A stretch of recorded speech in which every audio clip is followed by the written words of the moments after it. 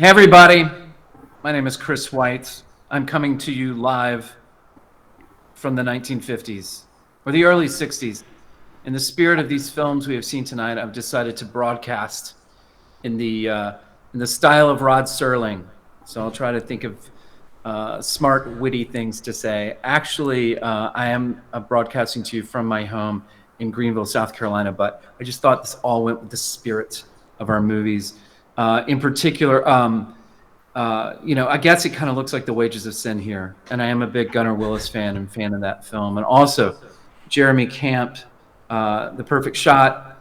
Some of you blinked and it was over. It's a very short film, but it's a very impactful film. So if you didn't blink, you're going to be thinking about it a lot. You'll be having nightmares, of course, about Gunnar's film. But hopefully you won't be having nightmares and you didn't blink and you miss it with Writer's Block, which is Daniel Hamby's film. And I have the privilege tonight of talking to not only this fabulous writer-director, Daniel Hamby. Hi, Daniel. Hey, how's it going, everybody? Yeah, there he is. There he is. That's him. That's him. That's the guy. His editor, Melissa Salpietra. Did I say it right? Yes, very good. Salpietra. We had time before. I could have asked you for pronunciation. So there was a little bit of panic on my face. That's what it was. And then, of course, the fantastic, amazing James Self. You look cleaned up, man. You look respectable now. I'm not afraid of you anymore. Thank you. I tried to clean it up a little bit. Yeah. Well, this is great. What I'm gonna do is, if you're watching live with us, and you will be able to see this later, I'm sure.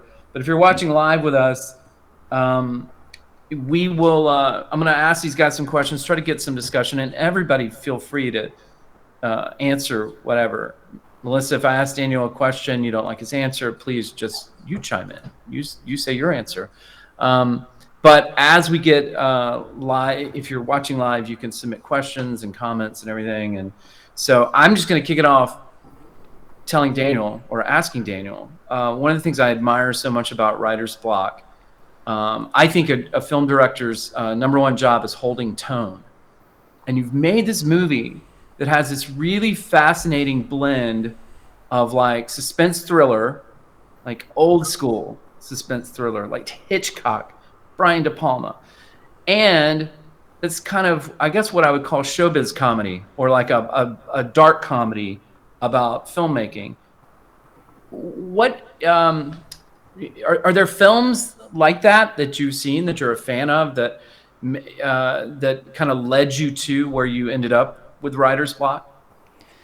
Well, I mean, I've always loved mystery films and things like that. I mean, even going back to like not necessarily mystery films, but mystery stories, I guess I should say. Like even back in school, like that was kind of like the area I kind of gravitated toward. Things like Goosebumps comes to mind, or like the Boxcar Children, which I know it sounds funny, but they were like all mystery books later on after that.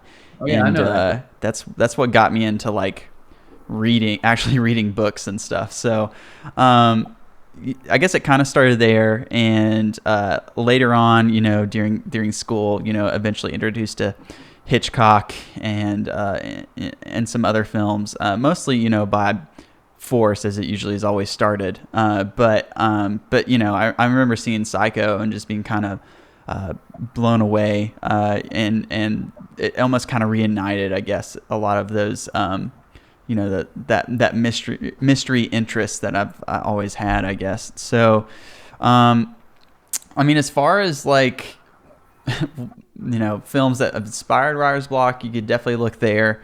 And then as far as like the comedy side of things, it hasn't really been my forte until recently. With this film, I kind of stepped my toes into that, I guess. And but this film really just kind of started as a place of like, I really wanted to make a film for filmmakers to kind of let their guard down and kind of laugh at themselves, not take themselves so seriously.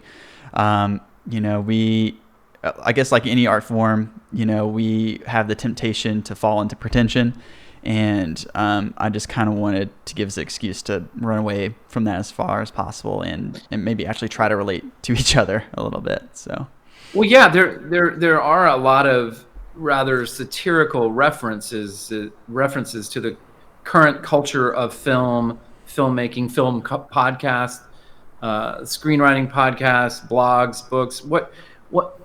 Just so I am clear on that, like what in that world do you find useful about that world, and what do you find to be tedious and, as you said, maybe pretentious?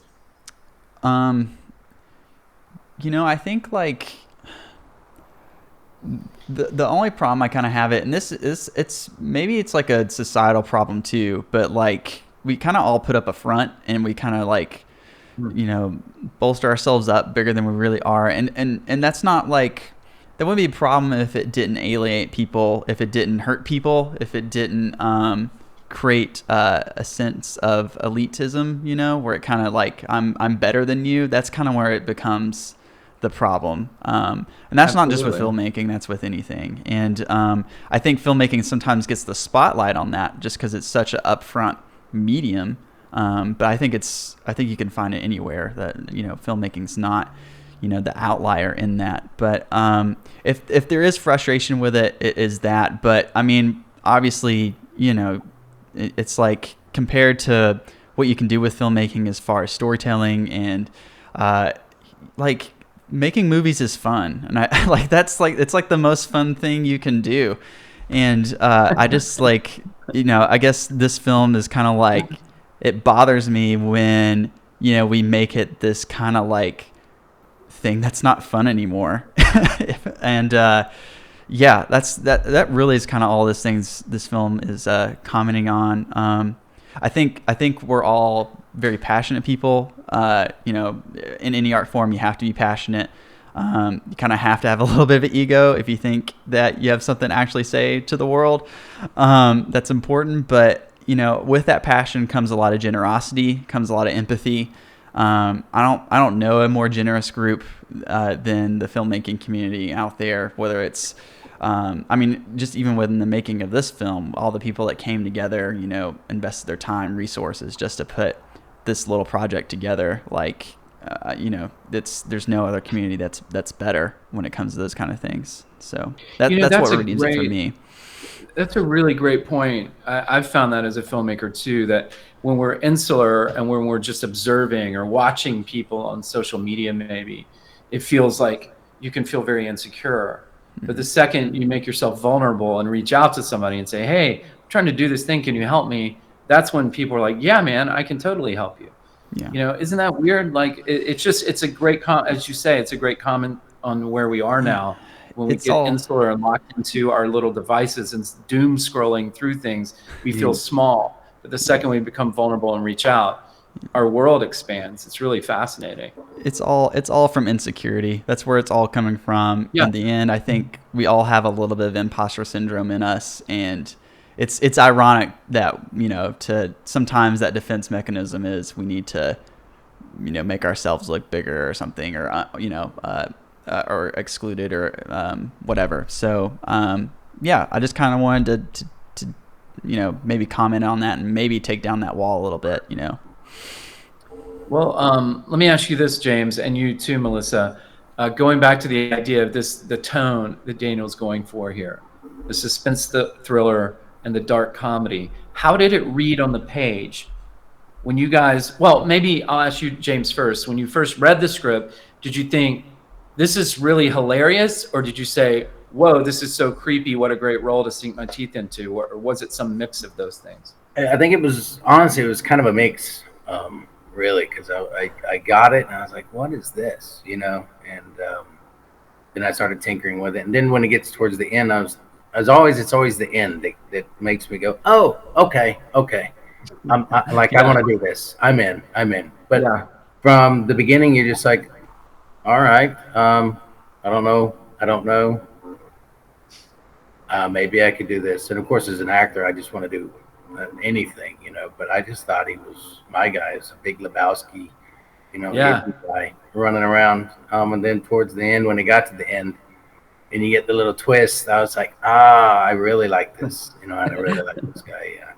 Yeah, you're so well cast. You do an incredible job. Thank you. Just a great job. Melissa, what did you think? I guess when you got the film, so you're the editor, so that's the person that's like, they say in film a lot of times it says a movie's written 3 times. It's written when the screenwriter writes it, that's the first time. When you get on set and shoot it, that's the second draft, and then in the edit, it's the third draft. What did you get when Daniel handed off the movie to you? Did you have raw footage and you did the assembly? Did he give you like an hour-long version that you had to pare down to 20? How did that work? Dropped off the drive, and I took it, and we crafted it together into what it is. So, yeah, I got the raw footage. I got to see every take and decide, like what we liked best and put it together. So, yeah. So, what was the tone when you were looking at all that footage? Were you like? It was. I know this because I've edited movies, my own movies that I like now, but the first time I see them, I hate them. And I think, I thought this was going to be funny. It's not funny. Or I thought this was going to be scary. It's not. That's why you should stuff. Because as an editor, I don't actually like being on set. Like, I don't like to know anything about the production or what goes on. I sometimes don't even like to see whose cast is who beforehand. Like, I like to get the footage and be the first audience member.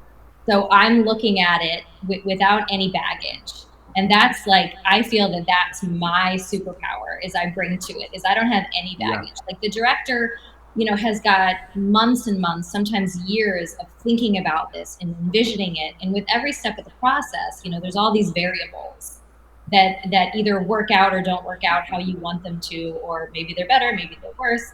But when I get it, I feel that's kind of when the variables stop. And I'm able to take that, everything that we have at that point, and then it's just a process of creative problem solving. James, does it make you nervous that people like Melissa, who you've never met, they look at every take of yours and then they decide what they're going to keep and everything? Are you like, no, well, be there? It's weird being an editor and meeting the actors and being like, I have watched hours and hours and hours of you, and they have no idea who you are. Yeah, like, you know who we are, and we have no idea. No, James. I like it because I think the editors are like, I don't know. Well, they're always one of the gods. They're the ones that either break you or make you. So it's in their hands afterwards to make it what it's supposed to be. We just go in and do it. Just do what we're told in a way, but add to what we've been asked to do. So I don't ever have a problem with that. I'm like, it's in their hands. It's their baby now. So let's chop it up or do it the magic that they guys do and put it together. Yeah, I've never had a problem with that. I'm like, okay. Somebody asked in the thread, Daniel, what's your favorite scene in the movie? I want to add to that question and put it kind of to everybody, what's your favorite scene? But specifically with Melissa, what was the scene in the movie when you're cutting the movie, putting it together? What was the first scene that really worked? And you and Daniel were kind of looking at each other like, okay, this works. This movie's going to be good. Is there a scene like that just came together and like excited you? Like, okay, we got something here. Do you remember, Daniel? That was so long ago.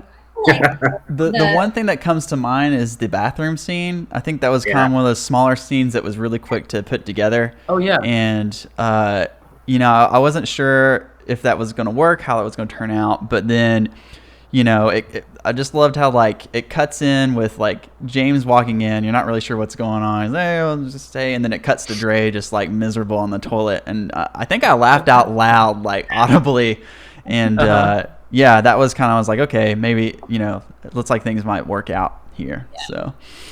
So, James, just as an actor question to you, when you're playing that role, are you thinking, like, just tell me about your process as an actor. Are you thinking, I'm a serial killer trying to find somebody to kill? Or are you just thinking, I'm just some guy? Like, what are you thinking? Because we're certainly not, we're confused, right? Or not confused, but we're just like, this guy could be a good guy, could be a bad guy. We're not sure. Maybe he's sinister, maybe he's not. Right up to the moment where it gets really, like, after he tries to suffocate you in your sleep, that's probably my favorite beat of the movie, when he just fails and you're like, dude, what is going on? Like, are you thinking like, yeah, I'm gonna kill this dude in your head? Or are you just playing something else? How do you pull that off? I do just moment by moment. Yeah, I don't think you go down that serial killer route. That's probably for, I don't know, too methody or something, because I think that's just a dangerous zone if you go down that road, to try to be something like that, because you just can't. So you just stick to what's happening in the moment. And I'd like to just do a thread of emotion. So I'll just try and catch a thread and just hold on to it. So towards, the end is when I just started thinking, honestly, more angrily, is as simple as I can make it, and then I just hold on to those threads and let them power themselves. The bathroom scene I enjoyed, and that was one of the directions that I got, because when I first did it, I came around the corner, and I was a lot more serious, a little darker, and Daniel was like, had to, give me the direction, lighten it up, so I had to switch and then turned it into what it was. But yeah, I don't, you can't, I don't think you can go down the road of trying to be a serial killer, because you're not, but you can be right there in that moment in time and say, what can I react to that's right in front of me? Well, I guess, it's like anything actors do, like playing drunk. If you want to, you don't play drunk, I'm drunk. You play like I'm trying not to be drunk. And then that reads as drunk. Or if you're, I think it's something else with comedy. With comedy, if you're just really zeroed in on a specific thing you're trying to do, it starts to be really funny to people. But Daniel, to you, so you guys are putting this film together, you're holding tone. I think you let the cat out of the bag at the exact right moment. Like you let us go back and forth on what we think is going to happen. Were you guys talking about that? Like, I think we're giving too much away here. Let's hold off. Or how did you guys know in post? Did you say, this is the moment when I want the audience to know that James really is a bad guy? I think it was shot that way. I mean, it came to me as we're not going to reveal, and then the scene, where James, the what the fuck, and then the use your hands, or you watching too many movies, use your hands. Like, that's the moment that he turned evil, and it was so cool to watch. I think that's the scene, or the couple takes that I watched, and I landed on one that gave me chills.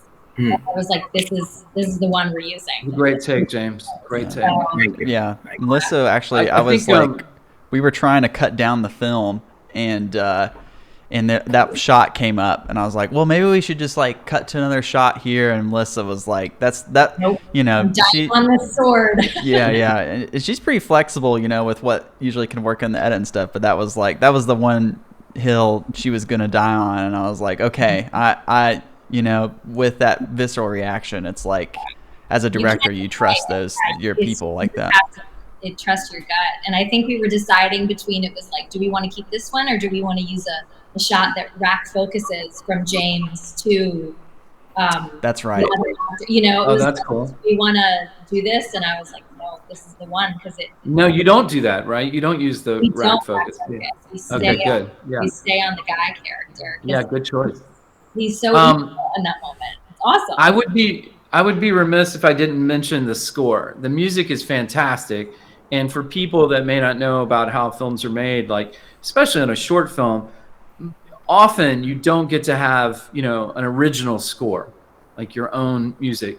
You did, Daniel. Who is this composer who produced this music and put it together for you, that brings together all the great? Oh my gosh, we've mentioned Hitchcock, Brian De Palma, all those great suspense thriller kind of ideas. It was almost like you had Bernard Herrmann doing the score. How did you? Who is this person? How did you find them and put it together? So we had Kyle McCushton do our score, and I first came across him at the Knoxville Film Festival when I was screening my film Mayor, and he had directed a film which he had also scored, which played in the same block. And it was just like I was just completely blown away with how amazing the score was. It was, I mean, just it just like he just nailed the tone of what that movie was trying to do, and I knew immediately. I was like, I've got to know, keep this guy in mind and remember him and reach out. And then later on, Justin Robinson, he's a filmmaker here. He released a film, I think it was called The Taste Tester, if I remember correctly. But he dropped it, and it's a great film. It's awesome. And I was like, man, the score is really good on this. I'm curious who did it, and it was Kyle. And I was like, okay.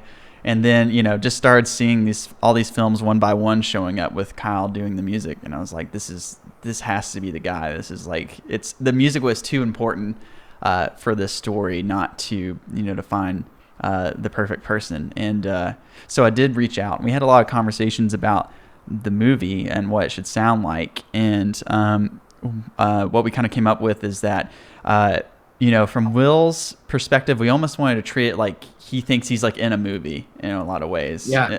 Like he thinks he's in a Hitchcock movie basically.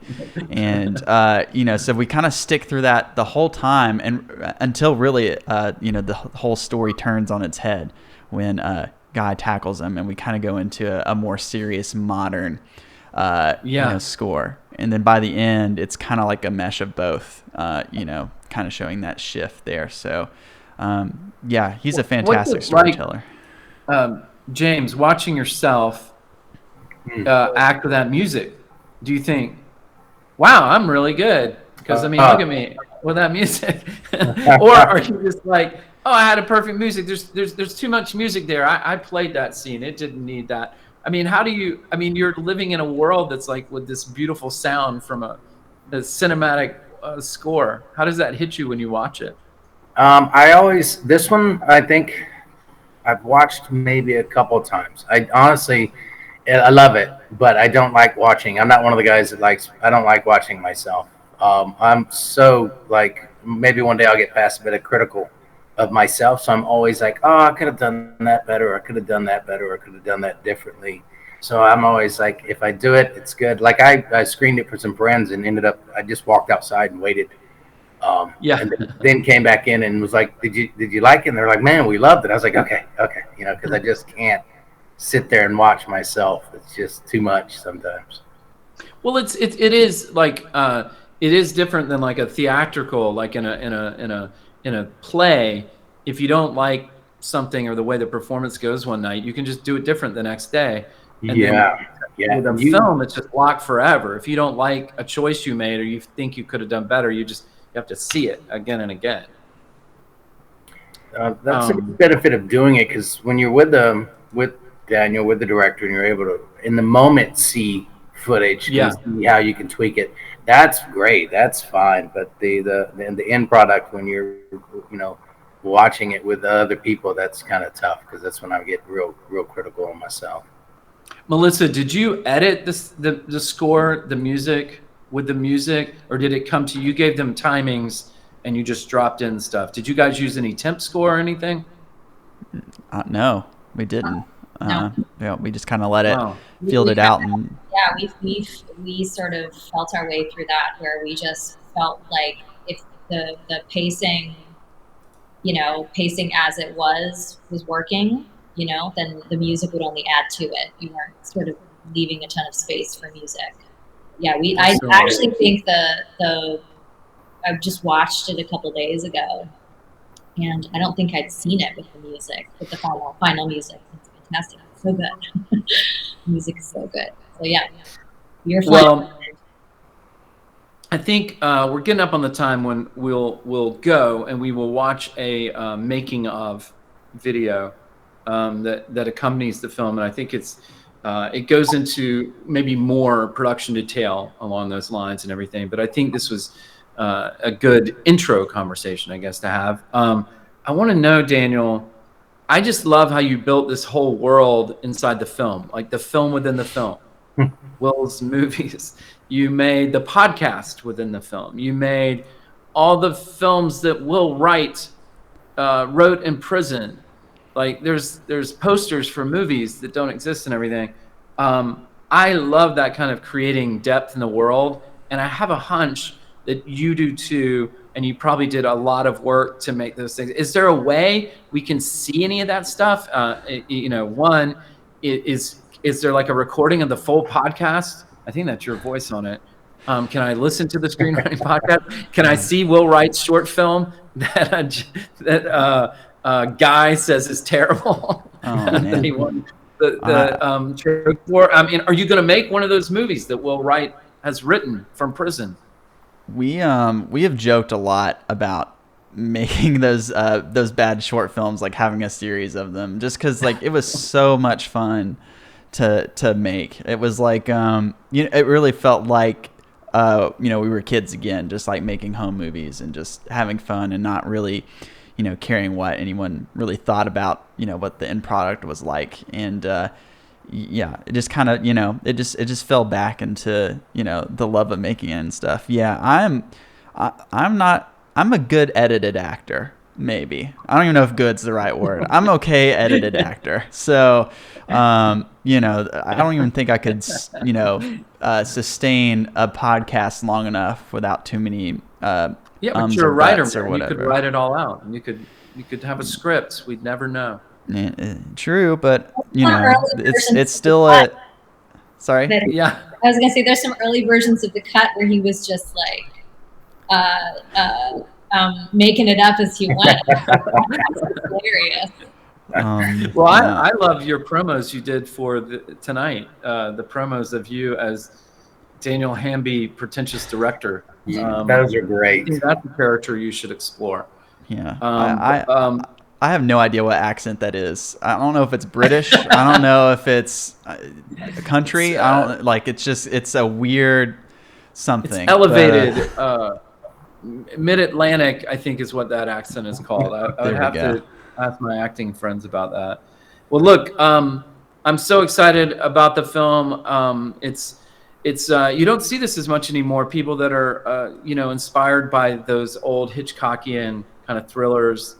Like all the Hitchcock stuff. I mean, if you're somebody watching this and you haven't dug into like the old Hitchcock movies from England, like before he was a famous Hollywood guy, those are always worth a look, and you'll learn something and be entertained by those. And it's so cool to see a movie like this, a very modern and fresh take on that's entertaining and is being screened at festivals and people are seeing. So I'm so glad it's out. James, your performance is just fantastic, electrifying.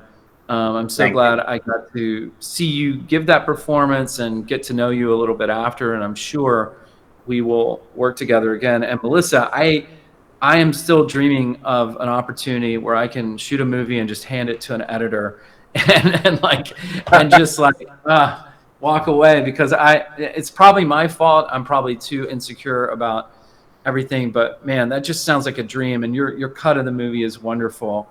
It's not too long. It's not too short. That's like one of these things you'll see like a short at a festival and you'll be like, this is just, it's too long. It needs something to come out of it. And I think this cut just breezes through. I never get bored, never get lost in the story. I always know where I am. But ultimately, hats off to you, Daniel, for pulling together an incredible cast, an incredible script.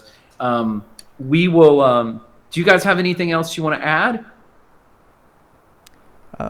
Just thank you, everybody, for for all your amazing work. I can write something down, but it takes an amazing team of artists and collaborators to put it together. So just couldn't do it without you guys. And and Chris, get you having an editor. I'll never go back, because I used to edit all my own stuff, and it's very nice. I highly recommend it. Me too. Well, also thank you. Yeah, find all these people. We can find all these people, right? Wait, I think we have a question for Daniel. One just came in. Hot off the presses. Nice. I feel like somebody said, I feel like this film played much better at the 8 o'clock time slot than the 1 a.m. time slot. Does any film play good at 1 a.m., I guess? Oh my gosh, that was the most. Do you know who that is? I won't. Yeah, I know exactly who that is. I won't say what festival it was. But they gave us like the absolute worst time slot possible, and they were running late. It was like It was like they started at 9:30 or something like that. 9:45. It was late, and it didn't end. And it's supposed to start at 9:45. It didn't really start till like 10:15, 10:30, and so it was midnight, maybe even past midnight before the actual film played, and it was like the most miserable screening experience I've ever had. But they did, to their credit, they did apologize and rescreened it later on in the festival. So, at 3 a.m. They showed it again at 3 a.m. Right? Yeah, exactly. But I'm very thankful for those friends that were there that stuck around and watched it then, because I just hit 30 this year, and I can't stay up past 12 anymore. Yeah. It just doesn't work. Hey, this again, hats off to the entire filmmaking community, not just from Charlotte. You guys are from the Charlotte area, and there are amazing filmmakers in Charlotte, but also Gunnar Willis, who's from Greenville, headed west, but grew up in Spartanburg and Greenville, and also Jeremy Camp. He was a Greenville guy. He's in Los Angeles now on the West Coast, but a lot of talent here, and a lot of just think it's cool, Daniel, that you use the opportunity in a rough festival season, in a rough festival year, a rough year to have a film in festivals, to just make some friends and just connect them like this. I think we need to do this every month, and I'm putting you in charge of it. Yeah. So let's just show some movies and get together and have great conversations, because this is super fun. Yeah, no, I enjoy doing this. I'll do something similar for every release that I do from now on, even if it's a short, just because it turns a film into an event, which I think that's kind of what films should be. They should be an event thing. So absolutely. Yeah. Well, cheers. Congratulations, everybody. Thank you, everybody who's watching live, and will watch the archive of this. It is called Writer's Block. It is a film by Daniel Hamby, starring James Self, and edited beautifully by Melissa Salpietra. Did I get it right that time again? Nice. It makes me nervous every time. But thank you guys. Your talent is wonderful, and thanks for creating this great event. And Merry Christmas, everybody. Merry Christmas. Merry Christmas. Awesome. All right. Thank you.